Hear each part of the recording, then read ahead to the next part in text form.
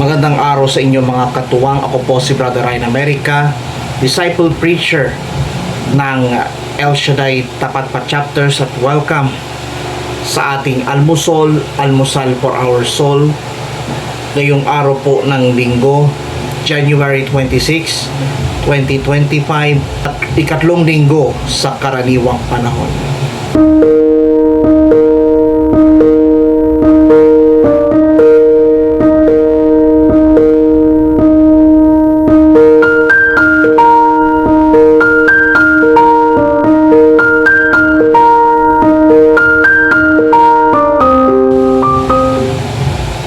Ang mabuting balita ay Luke 1:1-4 at 4:14-21.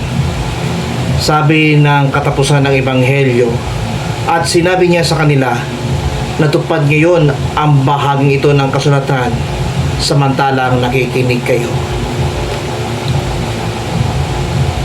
Sa Ingles, this scripture is fulfilled in your hearing. Maganda po ang viral at topic para sa araw ng linggo. The scriptures fulfilled. O pwede ring this scripture is fulfilled. Ito po magandang senyales ng pagsisimula ng public ministry ni Jesus. At doon binasa ni Jesus ang nilalaman ng mga salita hango sa aklat ni Prophet Isaiah na nagsasabi, "The Spirit of the Lord is on me because He has anointed me to preach the good news to the poor."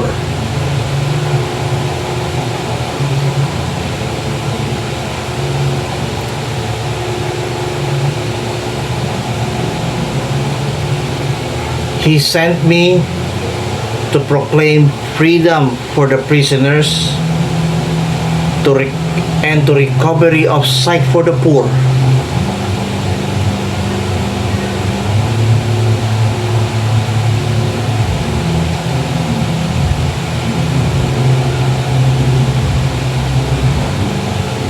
To give freedom for the captives and to proclaim the year of the Lord's favor.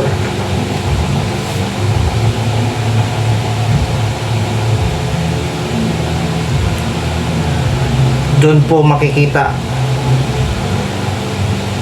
ang nilalaman ng mga salita hango kay Prophet Isaiah. Sumasa akin ang Espiritu ng Panginoon. Kumbaga parang sinasabing, the Spirit of the Lord is now upon me to heal the broken heart and set the captives free, to open prison's door and made a light to see. Yan po ang mensahe ng araw na yon. Ito pong ebanghelyo ngayong linggo. This scripture or the scripture is fulfilled. Kailangan tukdin ang bahagi ng kasulatan habang ang bawat isa sa atin ay patuloy na makikinig.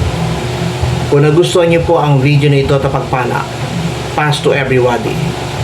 Punuin natin sa social media ang mabuting balita at gawing viral, trending, fresh at hot topic Lunes hanggang Linggo ang mabuting balita dito po sa almusal for our soul. Magandang linggo ng araw po ang bati ko po sa inyong lahat.